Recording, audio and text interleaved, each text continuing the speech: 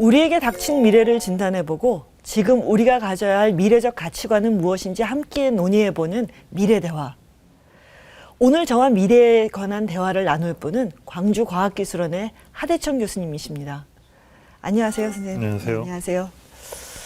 얼마 전까지만 해도 정보통신 기술이 세계를 완전히 바꿔놓을 것이다, 그런 얘기를 들었는데요. 요즘에 오면은 4차 산업혁명, 인공지능, 빅데이터 이런 얘기를 많이 듣게 된 것 같습니다.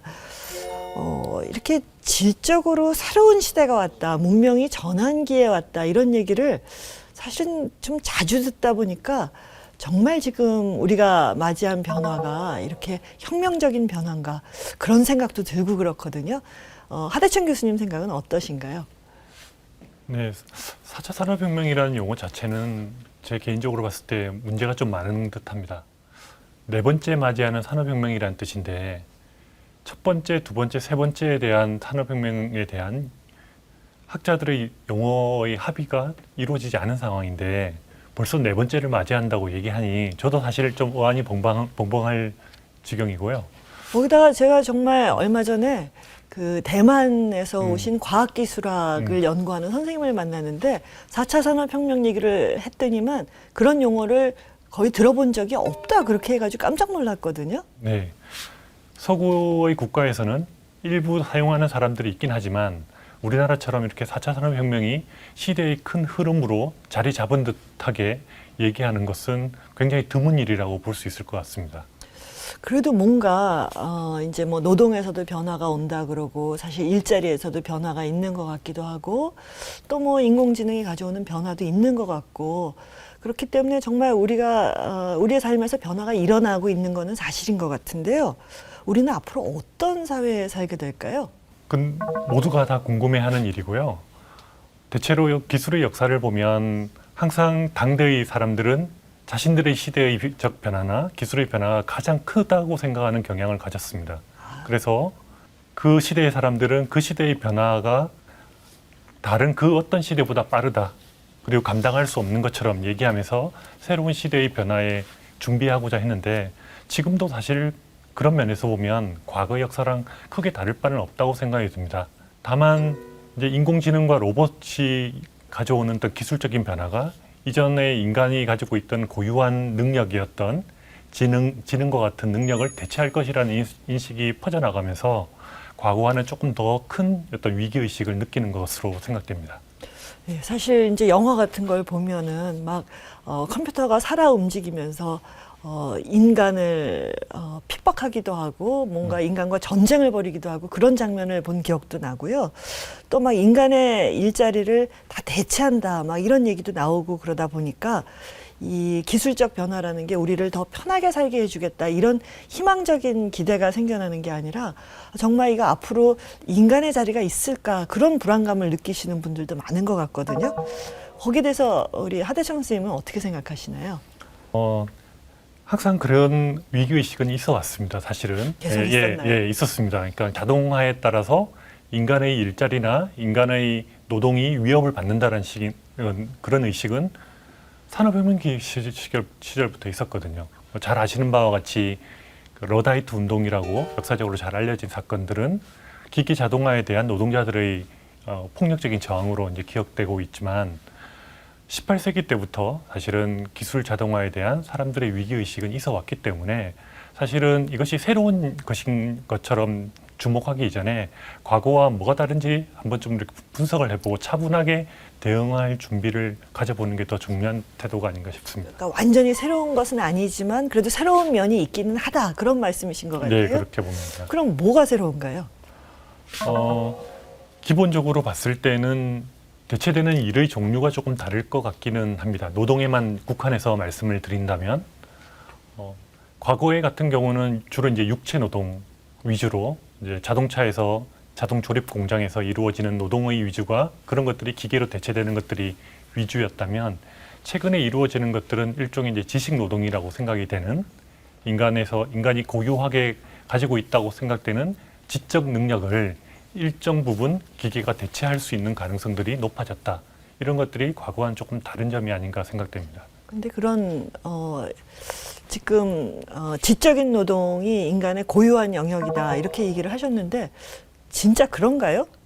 사실은 인간의 지적 활동이 인간의 고유한 능력으로 이루어진 적이 과연 있었는가 싶을 정도입니다. 예. 사실은 아주 자그마한 기술적인 매개를 거치지 않고 인간의 고유한 능력으로 지적 활동을 하는 것은 사실 제가 봤을 때는 아주 오래된 인간의 인류의 역사에서 극히 짧은 시기를 제외하면 그런 시기는 없었던 걸로 생각이 들거든요.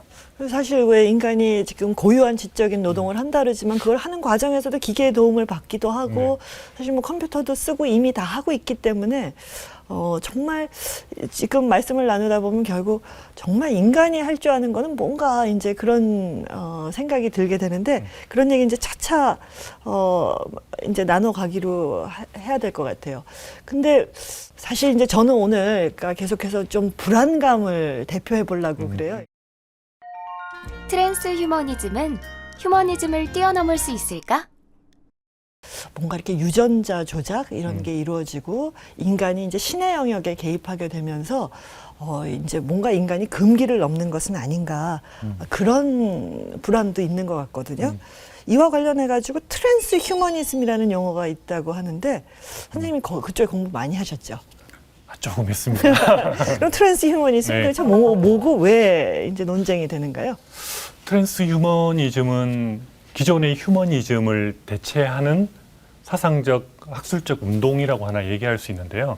기존의 인간이 가지고 있던 인지적, 신체적, 정신적 능력을 기술적인 변화를 통해서, 기술적인 개입을 통해서 그 기존의 인간이 가지고 있던 자연적인 본성이나 한계를 극복하자라는 그런 운동인데 이 운동이 특이한 것은 그런 것들이 우리가 인간이 나아가야 될 하나의 가치로 생각을 하는 겁니다. 그래서 인간이 가지고 있던 기존의 능력을 뛰어넘는 것을 우리가 나아가야 될 그 인류의 미래상으로 생각을 하고 스스로는 아마 그동안은 자연이 인간을 진화를 시켰다면 이제는 인간 스스로 인간을 진화시키는 그런 길이 열렸고 그런 길로 우리가 적극적으로 나아가야 된다라고 주장하는 사람들입니다. 그래도 되는 건가요? 어떻게 생각하시나요? 어, 사실 좀 위험스럽게 들리기도 하거든요. 무섭게 들리기도 하고요. 네. 사실은 일정 부분은 우리가 그런 일들을 하고 있죠. 그러니까 뭐 각성제를 먹는다라든지 집중을 키우기 위해서 특정한 약물을 인위적으로 복용해서 시험 공부를 대비한다든지 이런 것들은 근육도 키우고. 예, 근육도 키우고요. 예, 그런 일들은 조금씩 합니다만 그것에 대한 불안감들은 가지고 있고 거기에 대한 어떤 규제나 이런 것들이 윤리적 규제 이런 것들의 필요성을 인지하고 있는데 트랜스 휴머니즘은 그런 것들에 대한 규제나 윤리적 한계 이런 것들을 인정하지 않고 그것이 오히려 인간이 할 수 있으면 하는 것이 오히려 윤리적으로 더 정당하다고 얘기하는 건데요. 많은 사람들이 불편해할 것 같아요.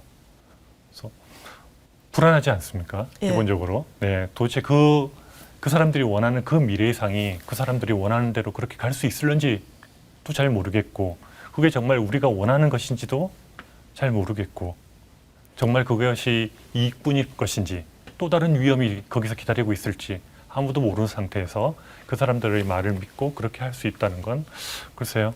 우리 사회가 쉽게 용납하지는 않을 것 같습니다. 예. 그러니까 사실은 과학기술이 발전하면서 인간이 이러해야 된다라는 생각이 많이 흔들리다 보니까 정말 인간은 무엇인가, 인간은 또 어떤 존재를 지향해야 되는가 이런 질문들로 막 모여가고 있다. 그런 생각이 듭니다. 그래서 이제 지금부터는 인간이라는 존재에 대해서 조금 더 집중해가지고 얘기를 나눠보면 좋을 것 같습니다.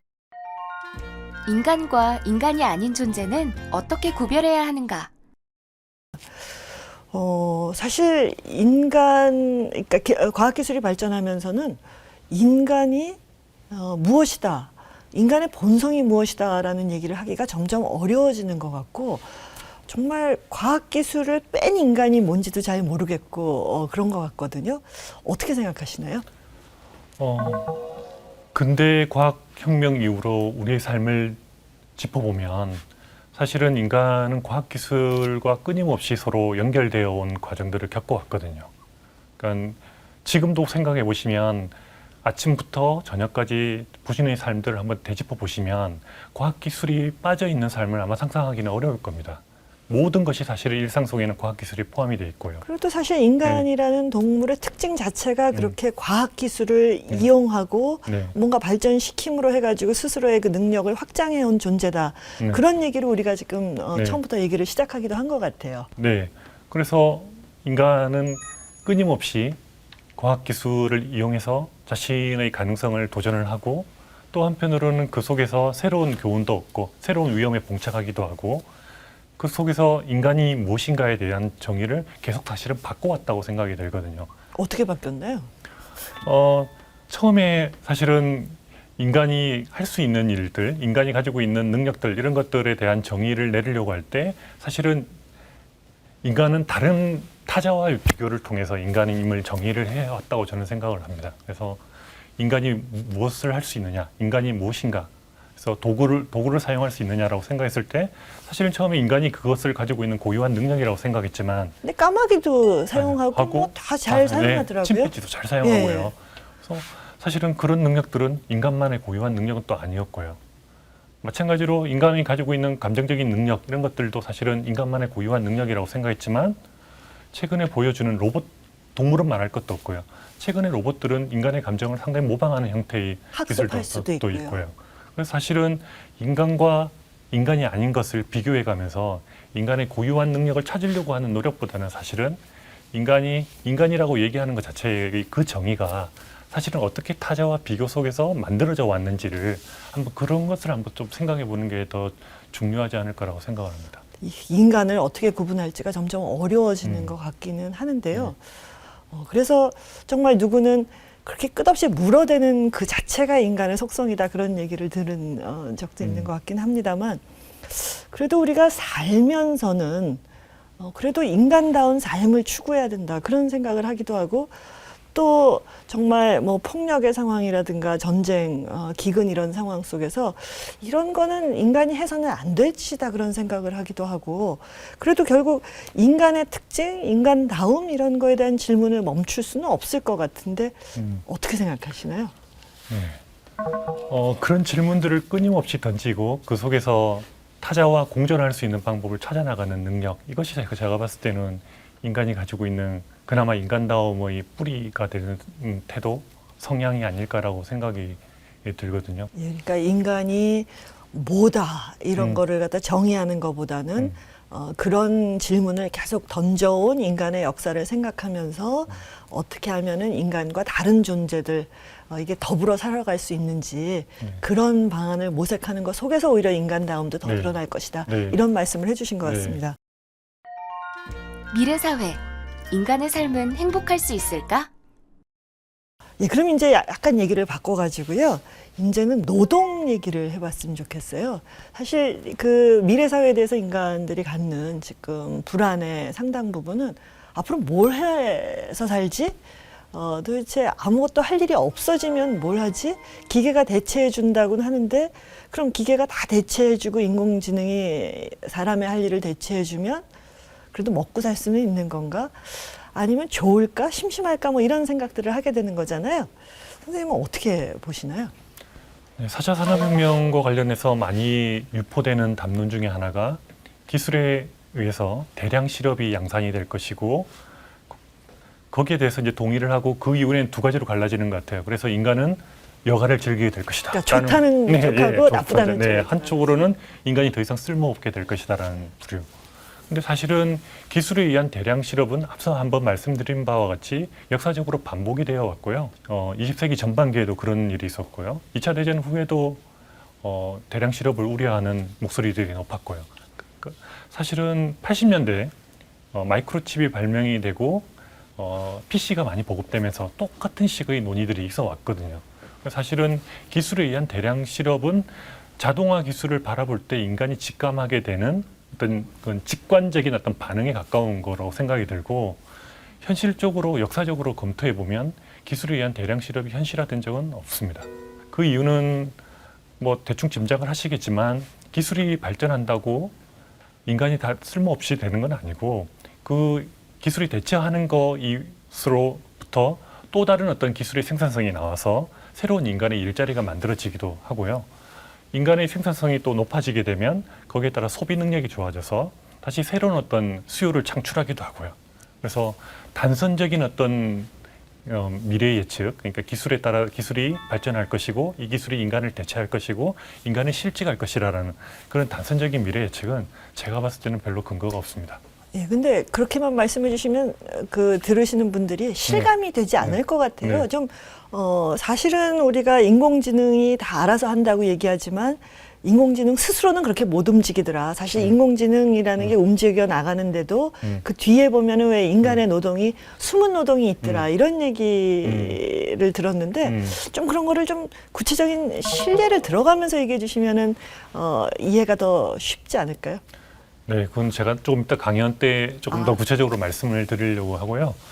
일단은 인공지능이 할 수 있는 일들은 기본적으로 보시면은 프로그램이 가능한 형태의 일들일 가능성이 높습니다. 바둑 같은 경우는 규칙이 정해져 있고 그 규칙에 따라서 특정한 승리와 패배가 확실하게 결과를 확인할 수 있는 룰이 확실하다는 네. 거죠. 그런 종류의 일은 인공지능이 대체하기가 굉장히 쉽습니다만 살아보셔서 잘 아시겠지만 인생이 그렇게 규칙에 따라서 다 정해질 수 있는 것도 아니고 승리와 패배가 명백한 결과로 나오는 일도 별로 많지도 않고요. 네. 가치에 따라서 삶의 태도에 따라서 상당히 다른 평가 가능한 종류의 일들을 우리가 많이 하게 되거든요. 그러니까 아마도 대부분의 직업들은 그렇게 룰로 정해진 규칙에 따라서 할 수 있는 종류의 일과 그리고 상당히 인간의 가치가 함유되는 어떤 종류의 일이 뒤섞여 있는 경우가 많이 있고 따라서 제 생각에는 직업 자체가 대체되기보다는 직업 중에 특정한 업무 중에 규칙으로 해볼 수 있는 종류, 규칙을 따라서 해볼 수 있는 종류의 일들은 기기가 대체를 하고 나머지 일들은 여전히 인간이 수행을 하는 그래서 인간과 기계의 어떤 협력 구도가 사실은 현실에 좀 더 가까운 얘기가 아닐까라고 생각합니다. 그러니까 사실 그 앞으로 인공지능이 대체할 거라고 얘기되는 직업 중에 하나가 교수인데요.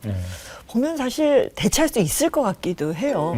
그 이유 중에 하나가 사실 점점 최근에 와가지고 우리가 하고 있는 많은 일들이 이렇게 뭔가 그러니까 사람들이 지식 노동에 대해서는 창의적일 거라고 생각하지만 사실 그 돈 받고 하는 일들은 창의적이기보다는 뭔가 그 규칙에 매여가지고 그 어떤 지표를 맞추기 위해서 막 일을 해오다 보니까 어떻게 보면 인공지능이 대체하기 더 좋은 방식으로 우리의 노동이 변화해 온 것은 아닌가 그런 생각도 들긴 하거든요. 그러니까 학교의 현장에서 이제 가르치는 사람들 주로 이제 교수들이 만나면 이제 한 번씩 인공지능에 대한 화두가 나오면 그런 질문들을 많이 하거든요. 본인들이 하고 있는 일들을 인공지능이 어느 정도 대체할 수 있을 것인가. 근데 거기에 대해서는 많은 사람들이 일정 부분은 대체가 가능하다고 얘기를 합니다. 상당 부분 대체할 것 같아요. 개인적으로 좀 불안하긴 한데 그렇게 예. 생각하면. 근데 현장에서 보면 그래서 교수법 같은 경우 가르치는 방법에 대해서는 많은 사람들이 사실은 고민을 하고 있고 특히나 교수들이 가르치는 내용 중에 일정 부분은 사실은 학생들이 앉아서 조금의 시간을 투자해서 구글이나 네이버 검색을 하면 다 알 수 있는 종류의 내용이거든요. 그러니까 그런 것들을 학생들에게 가르치는 것이 의미가 있는 것인가에 대해서 고민을 하게 되고 그래서 최근에는 다른 종류의 교수법들을 많이 찾아 나가고 있습니다. 그러니까 의사도 그렇잖아요. 네. 사실은 의사라는 게 요즘은 이제 다 검사하고 그 검사해가지고 숫자가 나오면 그 숫자를 해석하고 그러는 거가 의료의 전체 가치 되어버렸는데 그렇게 하고 나면은 뭐 인공지능이 대체 못할 이유가 없는 것 같거든요. 그렇긴 하지만 그래도 뭔가 사람이 사람을 돌본다든가 아니면은 치료를 한다든가 교육한다는 거에 있어서는 대체 불가능한 영역이 있기는 있는 거죠.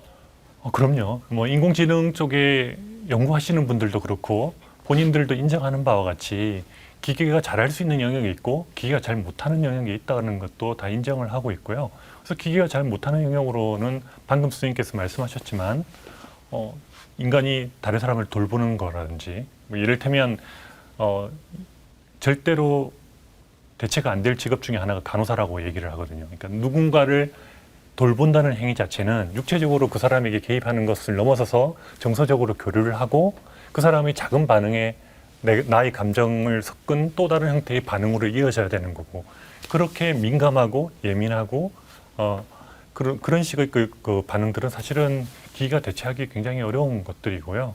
그래서 상호작용이나 협동 능력이 요구되는 그런 종류의 일은 인공지능을 연구하는 사람들도 기계로 쉽게 대체하기 어려운 종류의 일이라고 생각합니다.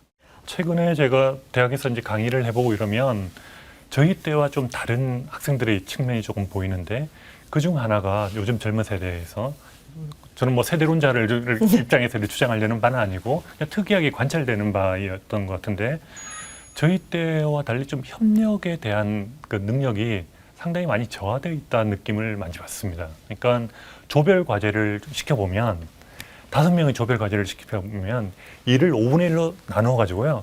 딱 5분의 1씩 그 일을 합니다. 그리고 발표를 시켜도 5분의 1만 발표하고 들어가요.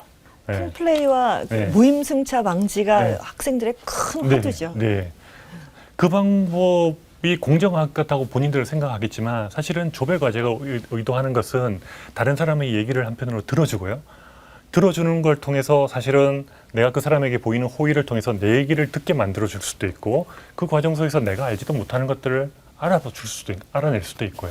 그 과정이 상당히 교육적인 거로 효과가 있다고 저희는 생각을 하는데 학생들은 그런 교육적 효과보다는 눈앞에 보여 있는 공정성에 매달리게 되는 그래서 협력적 과제에 대한 숙제를 내면 학생들이 그것들을 제가 원하는 수준으로 해내지를 못합니다. 그래서 인공지능 시대에 사실은 그게 제일 필요한 능력인데 그게 인공지능이 정말 할 수 없는 종류의 인간이 가지고 있는 정말 그 특유의 능력인데 그런 것들을 우리가 교육에서 제대로 실현하지 못하고 있구나라는 생각을 합니다.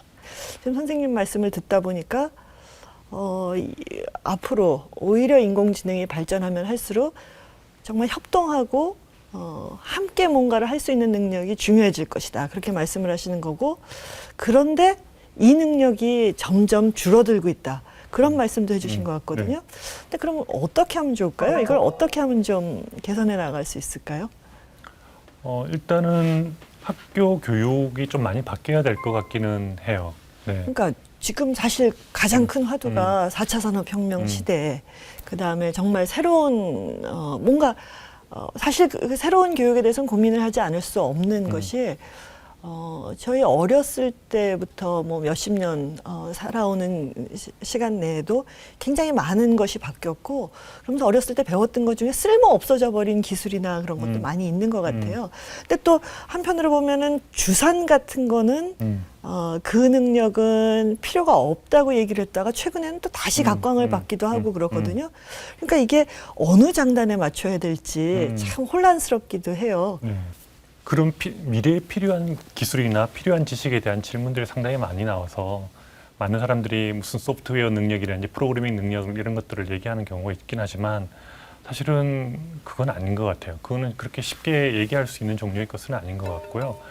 앞서 말씀드렸던 바와 같이 기계와는 다른 인간이 가지고 있는 그런 능력들이 있고 그런 능력들은 사실은 삶을 살아가는데 좀 그 진정성 있게 삶을 살아가는 과정 속에서 사실은 우리가 체득되는 거거든요. 연애도 하고 친구랑 싸우기도 하고, 네.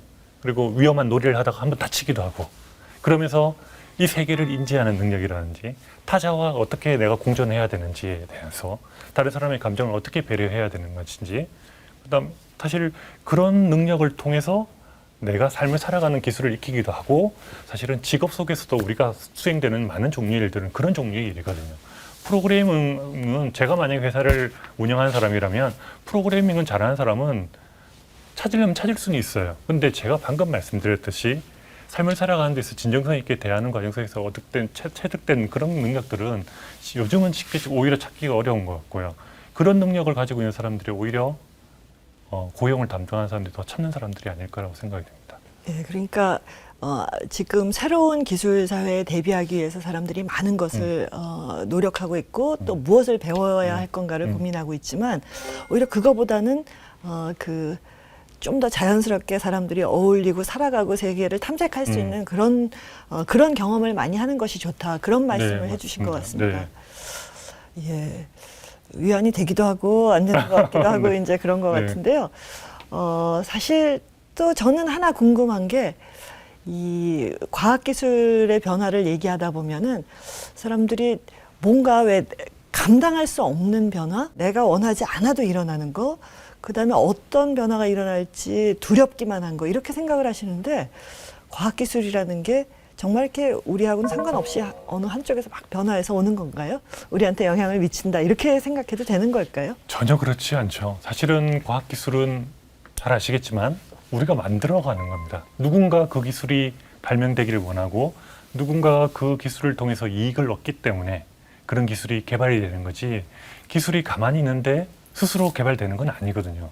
그러면 기술은 다 의도가 있는 겁니다. 그 기술을 인공지능 기술이든 어떤 기술이든 그 기술을 왜 하려고 하는지 그걸 생각해 보면 그 사람들의 의도가 있는 것이고, 그 의도와 다르게 우리가 다른 의도를 생각을 하면 기술을 개발한 사람이 아니라 사용자의 입장에서, 정부의 입장이 아니라 시민의 입장에서, 전문가의 입장이 아니라 시민의 입장에서 우리가 그 기술을 다르게 만들어갈 수도 있다는 거죠. 사실은 기술은 그런 의미에서 보면 우리가 함께 만들어가는 것인데, 지금 현재는 대부분 다 기술은 누군가가 아무도 모르는 사이에 누군가가 만들어서 가져오는 것으로만 여기면서 사실은 우리와는 기술에 대해서 정말 수동적으로 그 기술에 내몰리는 것밖에 못하고 있는 상황인 것 같아서 안타깝습니다. 이제까지 인간에게 기계는 자신의 노동을 보조해주는 수단이었습니다. 그런데 이제 인간 노동은 그 가치를 스스로 인정받지 못하고 기계와 비교해서 자신의 가치를 스스로 계속해서 입증해 나가야 되는 그런 시대가 된 것 같습니다. 오늘 얘기를 나누다 보니 앞으로 인간은 무엇을 하며 살아가야 하는지, 인간이 살아가는 목적과 가치는 무엇인지, 그런 질문이 더 중요하다는 생각이 듭니다. 결국 미래가 인간 뜻대로 되는 것은 아니지만 또 인간들의 선택이 모여서 이루어지는 것이기도 합니다. 그래서 기술이 발전할수록 우리는 인간이 어떠한 존재이며 우리는 어떻게 살아가야 하는가, 더불어 살아가는 존재로서 인간인 우리는 어떠한 결정을 함께 내려가야 하는 것인가, 그러한 고민을 깊이 해나가야 될 것 같습니다. 하대청 교수님의 이어지는 강연 함께 하시면서 저는 다음 시간에 찾아뵙도록 하겠습니다.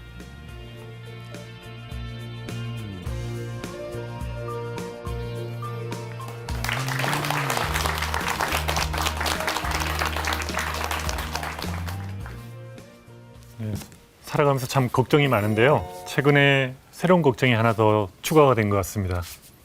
이름도 생소한 인공지능이라고요. 제가 최근에 한 토론회를 참석해 본 적이 있었는데 청중으로부터 질문을 하나 받았습니다.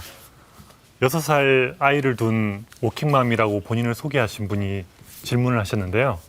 질문의 내용이 앞으로 인공지능이 우리의 일자리를 뺏어간다고 하는데 6살짜리 아이에게 어떤 직업을 추천해야 되느냐고 저한테 묻더군요. 굉장히 당황스럽기도 했고 놀랍기도 했습니다. 그러니까 6살짜리 미래를 고민하는 것은 뭐 부모라면 당연하겠지만 인공지능의 미래에 대해서 이렇게 일반인들이 걱정할 정도라니 참 인공지능의 힘이 무섭기도 하구나라고 생각을 했습니다. 인공지능과 관련해 가지고 희망적인 얘기도 많지만 인공지능의 두려움과 공포를 조장하는 사람도 사실 많은 듯합니다. 기술 개발하는 사람들도 그렇고 기술 개발을 비평하는 사람도 그렇고 정책을 결정하는 사람도 그렇고 언론인도 그렇고 기술 개발이 우리의 미래를 암울하게 가져올 것이라는 예측을 마치 공포를 마케팅하듯이 많은 사람들에게 걱정을 끼치고 있습니다.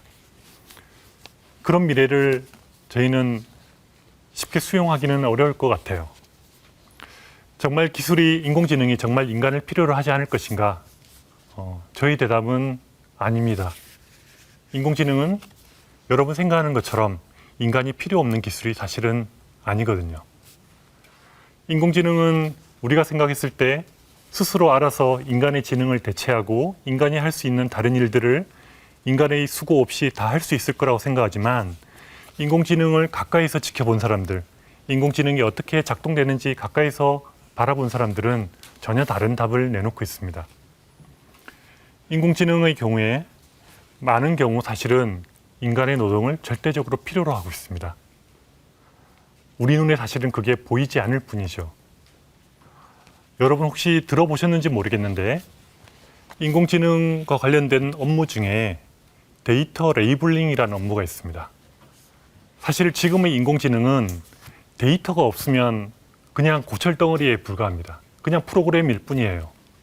인공지능이 그 능력을 발휘하려면 수많은 데이터가 필요합니다. 대개 그런 데이터들은 큰 돈을 주고 사든지 아니면 직접 그 데이터를 수집해야 됩니다.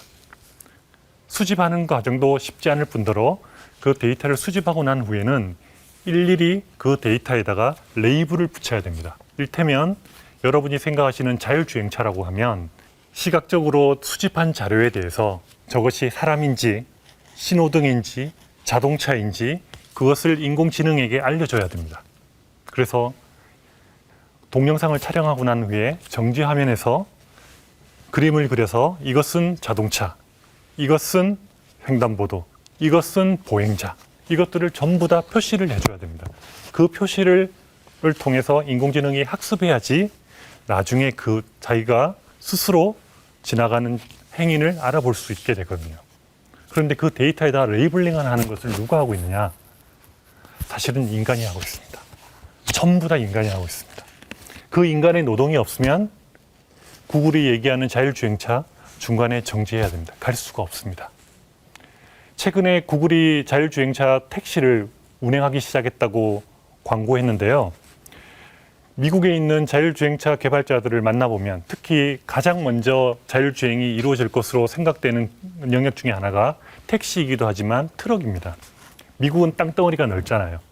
그 넓은 땅덩어리를 트럭으로 운송하는 경우가 많은데 이 트럭에서 운전자들을 모집하는 것도 어렵고 숙련된 노동자를 찾기도 어렵습니다. 그 노동자를 기계로 대체하면 좋겠다고 생각하는데 트럭 자율주행차를 개발하는 사람들의 얘기를 들어보면 별로 그것이 가능성이 있는 것을 현실적으로 최근에 일어날 일로는 보고 있지 않습니다.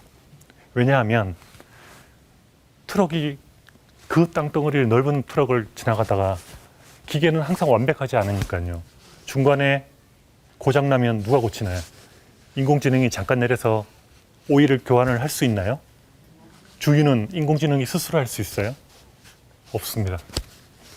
사실은 인공지능의 커튼을 한꺼풀 벗기고 안으로 들어가 보면 우리가 우리가 볼 수 없었던 인간의 노동들이 반드시 필요하고 자율주행차 트럭이든 일반적인 자율주행차든 보이지 않는 곳에서 인간이 열심히 노동을 하고 있습니다.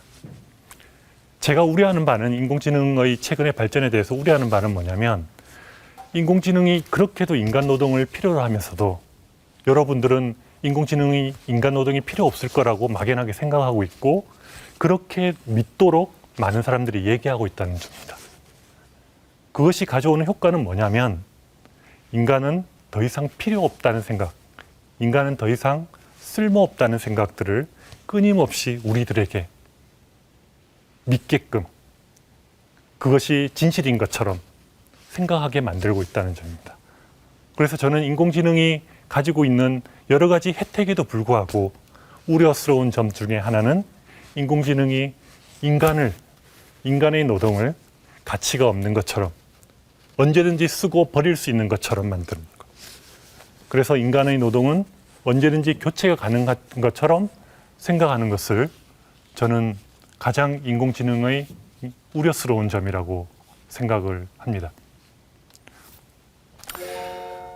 인공지능의 능력을 과대포장하면서 인간 노동의 가치를 저평가하는 것은 기술을 개발하는 사람들 입장에서는 그럴 수 있어요.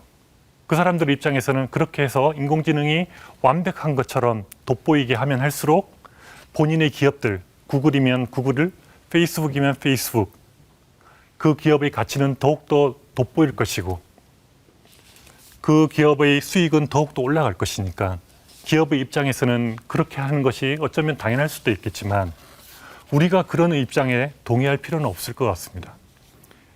기술을 개발하는 사람들이 아무리 그렇게 홍보하더라도 아무리 그렇게 얘기하더라도 인간 노동 없이는 작동될 수 없는 것이 인공지능이라는 점을 우리가 명심하고 그런 인공지능을 과대포장하는 얘기에 우리가 휘둘릴 필요는 없다고 생각이 듭니다.